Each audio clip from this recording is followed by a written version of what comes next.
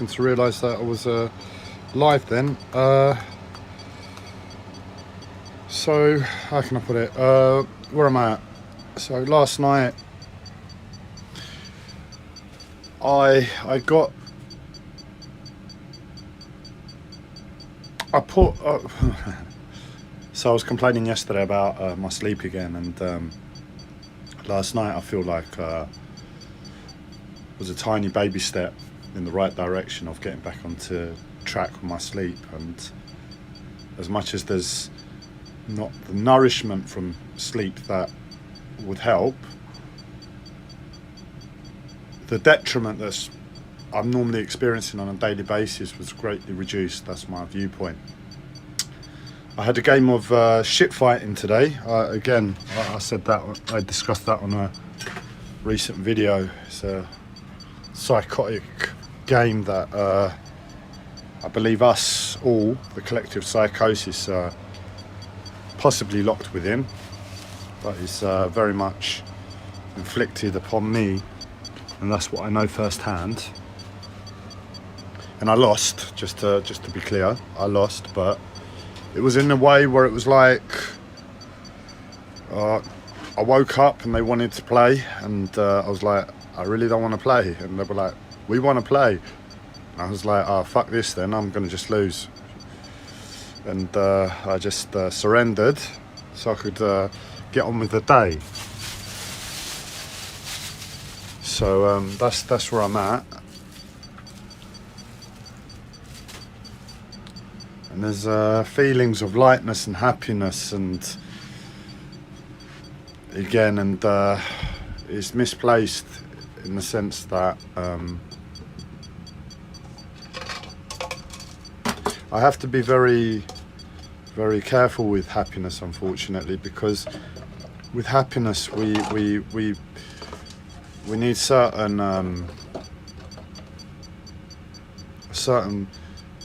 criteria to really be happy, and one of them is safety. Now, I'm not safe, so in that regard, what we understand of happiness isn't appropriate for me. My experience of happiness is more a case of, right, my life is really bad and I can't take the heaviness anymore. I can't take the depression. I can't take the weight of life anymore. So for that reason, I need to apply anything that's not that. So look, I'm calling it happiness in the simplest instance of what I'm trying to describe. And with that, I just need to be careful. It's like happiness is no longer a case of how you feel, because I would have been happy like from the moment I woke up. There's just that energy that's been pushed upon me today. But the reality is I am in a very, very unpleasant place to be, and I'm having to seek where I can make things lighter, but more like a idea of what's that Japanese tree, the bonsai tree, where they maintain it and care for it, like little snips here and there, but in reverse. So instead of it being a snip, you're adding, and instead of it being you're adding a whole load of, I don't know, water or a whole load of food to the situation, I have to be very, very careful, and I have to add little bits of lightness here and there, or chop the darkness more accurately.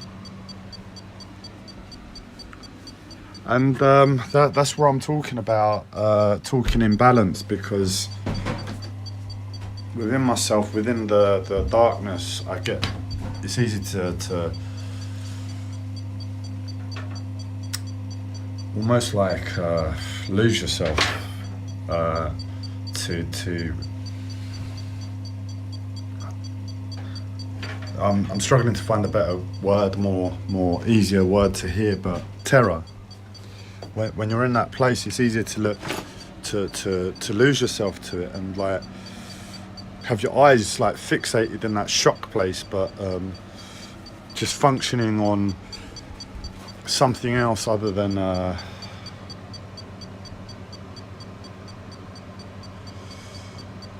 humanness. That's what it feels like. It's almost like we're frozen in stone, and in that place it's just like a oops, sorry. In that place it's like a death, really. And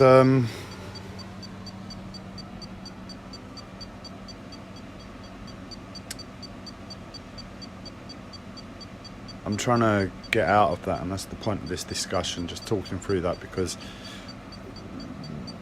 with the amount of alertness you are with the, if you imagine your eyes as an alertness to the circumstance, there's no real rest, there's no real calibration. It's almost like a fight or flight response to a very serious circumstance and situation.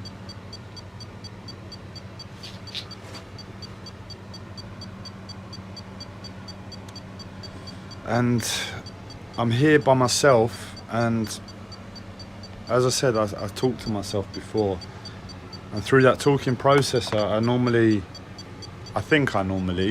regulate myself, regulate my moods. If it's a bit too depressing, I make it a bit lighter. If it's too light, I'll make it a bit more real.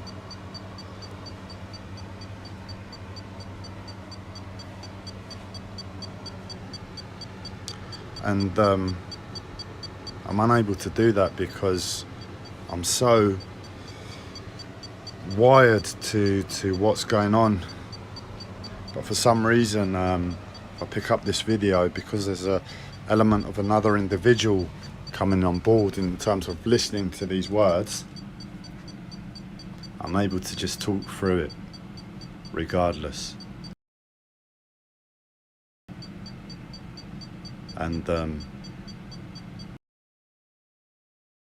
spoken these words up until now, 7.5 minutes odd, I'm beginning to hear the tone in my voice represent something closer to reality, because I'm so lost within myself. When I hear my voice, it's not accurate, because there's no accurateness. Apply an appropriate anything. An appropriate anything was like a few years ago, like, and then my life has just got more and more surreal since then, and it's like, okay, it's so bad now, there isn't anything that's actually appropriate. It's like, do whatever the fuck you do, whatever you want, sort of scenario, because, well, I don't really know up and down anymore. And if you don't know up and down anymore, what does it really matter about being appropriate to a tone of voice? It just doesn't. But life goes on, and life presents you with challenges and bills to pay, and contacts and meetings and appointments and things to chase up and problems, and if you don't stay on top of it, it gets worse.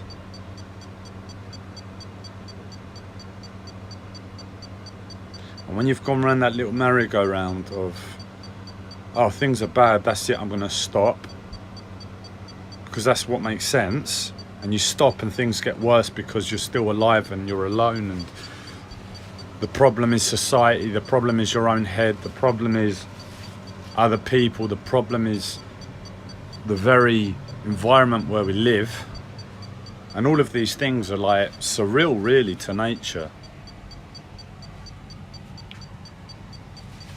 So there isn't an appropriateness, but just hearing myself speak where I'm at, an appropriateness to voice comes back. Something close to it, what I imagine, or at least you just know, hearing yourself, that this tone is far more comfortable to live with in the present moment, then, oh yeah, no, it was a really nice day yesterday, and oh, it's the weekend. What's everyone up to at the week? It's a far more appropriate tone, and for the body's just experienced what it's experienced. All the shock, all the terror, and the body's still there. If the eyes are still there, the body's still there. Truth is, when you're not speaking your appropriate tone to express, from my personal perspective, is a case of it zaps the energy. Whereas it can almost be the opposite if the tone is correct to the terror or the circumstance, should I say. It's like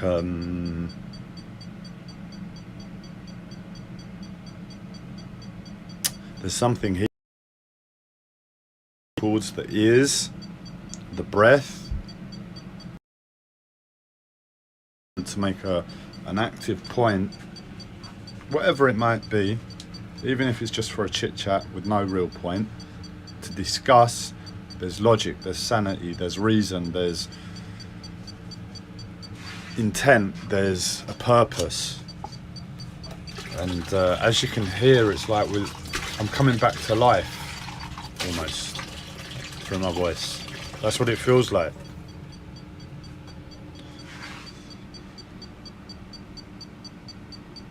And I just want to keep on going. I just want to keep on hearing my voice get more and more real and more accurate, because it's very, very healing at the moment.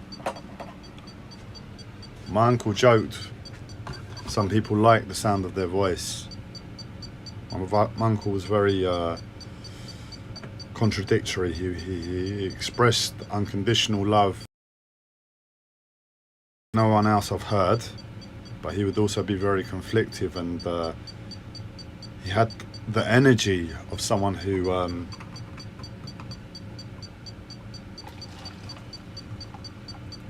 would give a bit, had a bit in the teeth. What was the saying? And he had that energy constantly. That's the energy he held. So it was very contradictory, and one of the statements he made was, some people like the sound of their voice. And the first instance, it sounds like he's putting people down. He's putting like this culture down, or this people down, and to a certain extent, you can't deny it. To make that statement, it is. But it's almost like I know my uncle, and it was like I know the love he had within it, and it was like, if it was ever to make that point of putting down other people, it would definitely mean that I'd experience it myself in my own life.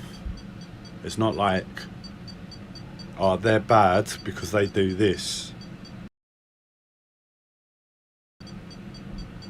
Where you're at here, this, it sounds like this. And your prejudice with this statement. Because fast forward however many years, I'm in the moment, and I'm doing that very same thing. But I hope that where I came to it with a lack of judgment, a lack of prejudice, or at least if there was any there, it was very innocent. That I'm able to stand here without very much, a lot of shame, should I say, about me doing this thing, because it's not healthy. I mean, it's healthy, I'm doing it for health, but in the first instance, it's not healthy. I know through interaction with my uncle and my own spiritual teachings that silence, on the whole, is where it's at. And if you can heal your body, your mind, just by knowing, by meditation, by like a mental, internal thinking, it's far cleaner, really. But I'm not there at the moment. I'm in a place I've never been, and I'm allowing myself different level isn't healthy. From a different level is very anti-spiritual almost. But I suppose that's where spirituality takes the piss, with being so flexible within its own corruptedness to perception and circumstance of the present moment.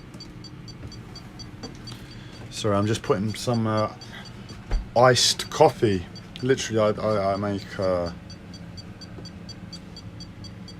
ice cubes with black coffee, and it's really nice with the hot weather to just cool your larynx. We're talking about speaking and enjoying the sound of your voice.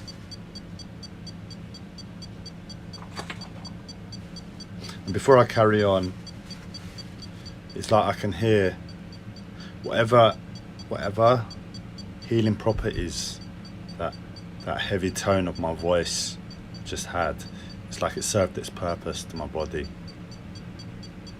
And it's almost like my body wants to raise the vibration of my voice slightly now.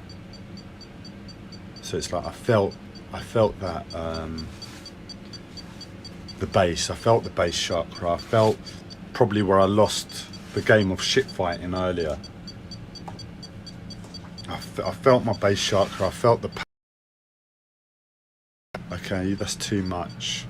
Let's clear the channels, so to speak, and soften the tone. My body would like a softer tone, and it's like, it's a really weird thing. I don't know if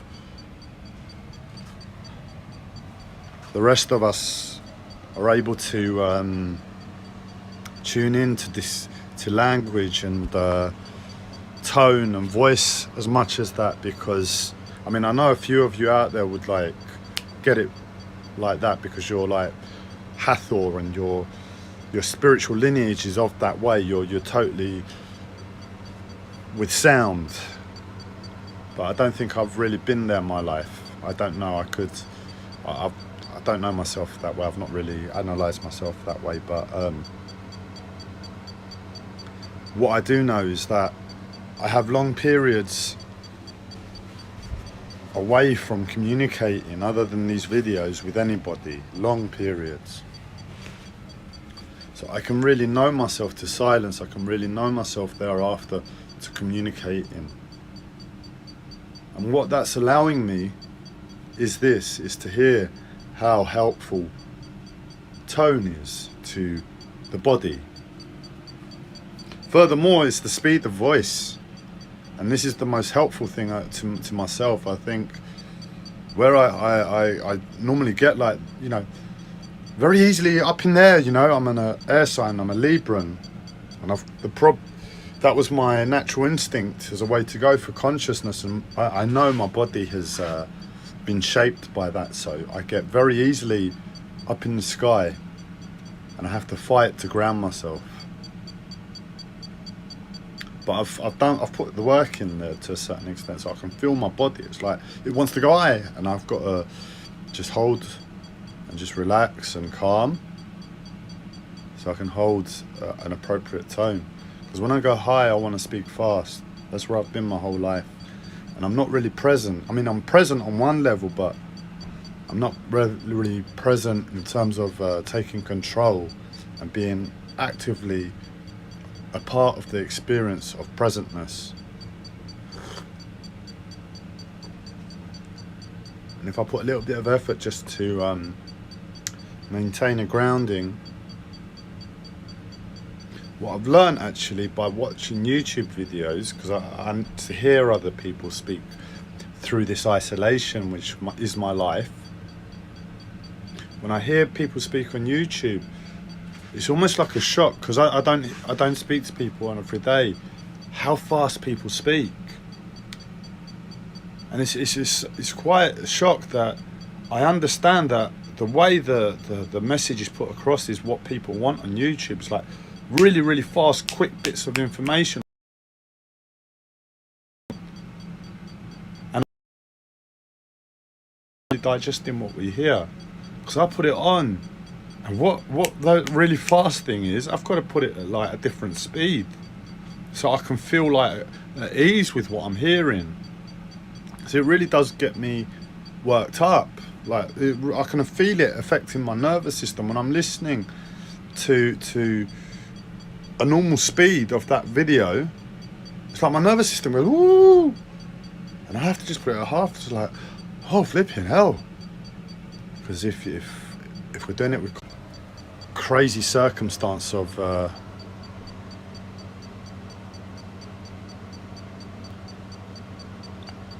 knowing that really nothing's appropriate, but it's still got a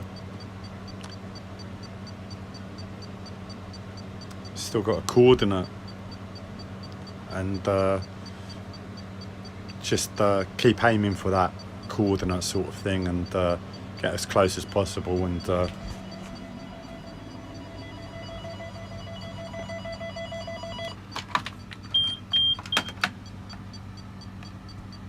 do my best.